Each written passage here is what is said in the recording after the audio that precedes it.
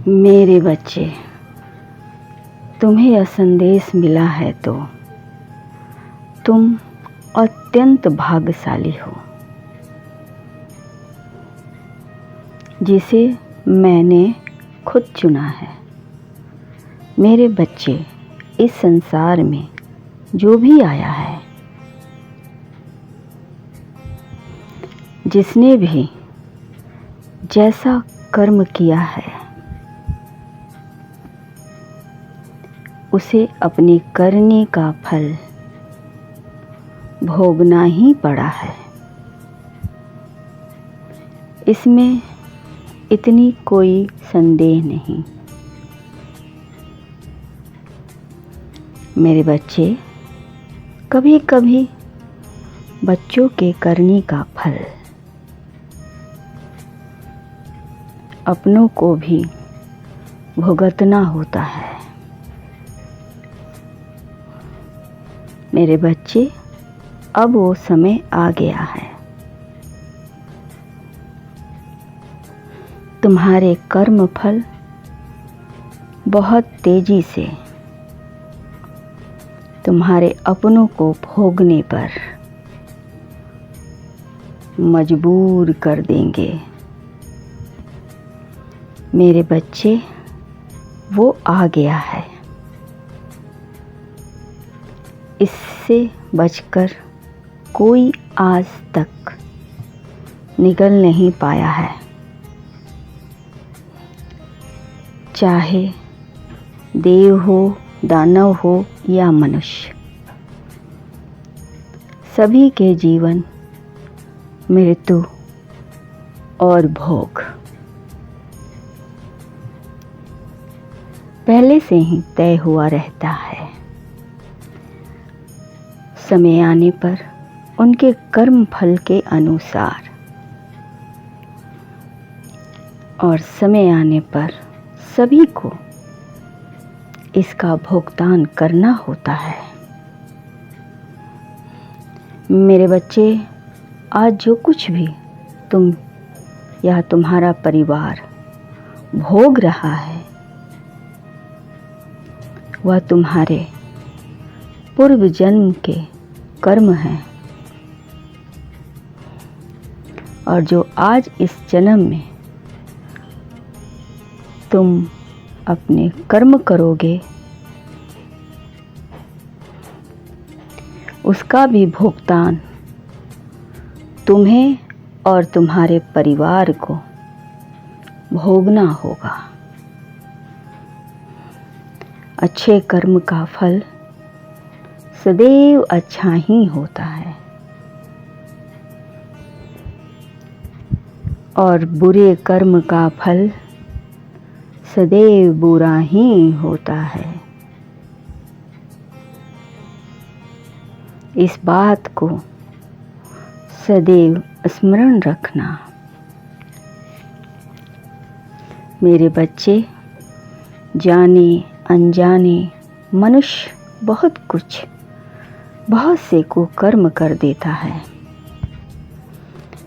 और उसे लगता है कि वह जो कुछ भी कर रहा है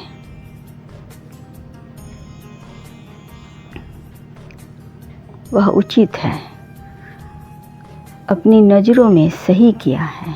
परंतु समय आने पर उसे भी उसका दंड मिलता है। मान लो, आज तुमने क्रोधवश या किसी कारणवश अपने माता पिता को एक चांटा मार दिया, और तुम्हें लगा कि तुम सही किए हो। परंतु यदि सही भी किए हो तो तुम्हें भी समय आने पर अपने पुत्र के हाथों दंड मिलेगा, क्योंकि जो भी तुम करोगे, तुम्हारी परछाई पीछा नहीं छोड़ेगी, उसे एक बार तो भोगना ही होगा। शादी के बाद मनुष्य के जीवन में बहुत परिवर्तन होते हैं। बेटे को 2 भागों में बँट जाना होता है। यदि पत्नी सही मिली तो सबको मिलाकर रखेगी, घर को स्वर्ग बना देगी। और यदि स्वार्थी निकली तो सबसे पहले फूट तुम्हारे माता पिता से होगा। तुम्हारी पत्नी का हर संभव प्रयास तुम्हारे माता पिता से तुम्हें अलग करना होगा। छोटी छोटी बात पर उनकी वो शिकायत करेगी तुमसे, जो सर्वथा उचित नहीं है। किंतु व्यक्ति रोज रोज के घर में कलह के कारण बेटे को निर्णय लेना ही पड़ता है। दोनों को अलग रखना ही पड़ता है।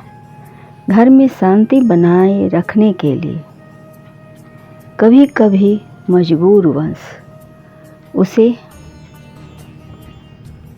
अपने माता पिता के विरोध जाना ही होता है।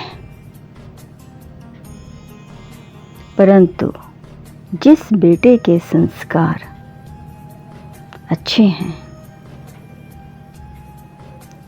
वह प्रेम से पत्नी और माता पिता दोनों को सुख देता है।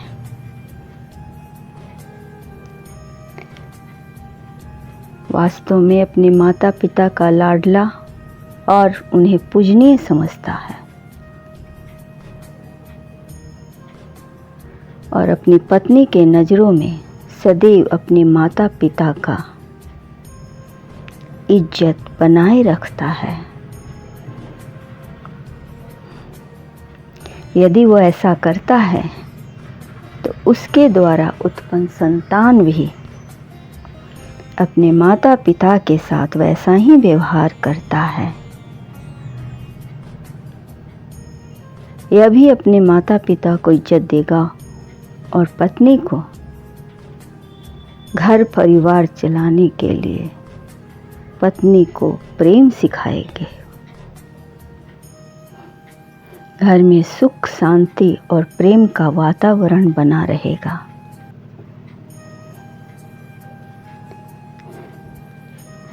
और बाहर की कोई भी चिंगारी इनके घर में आग नहीं लगा सकती है। और मैं देख रहा हूँ मेरे बच्चे कि तुमने अपने माता पिता के प्रति बहुत सही और आदरणीय दृष्टिकोण रखा है, जो उचित है। तुम काफ़ी सकारात्मक विचार वाले व्यक्ति हो। तुमने सबको आज़ादी दी है, जिसको जैसे जीना है जियो, मगर प्रेम से। और तुम्हारी यही अच्छाइयाँ घर को स्वर्ग बना रही है।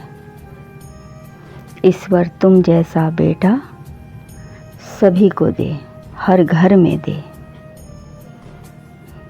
मैं तुम्हें आशीर्वाद देता हूँ, तुम सदैव सुखी रहोगे, खुश रहो, तुम्हारा सदा कल्याण हो।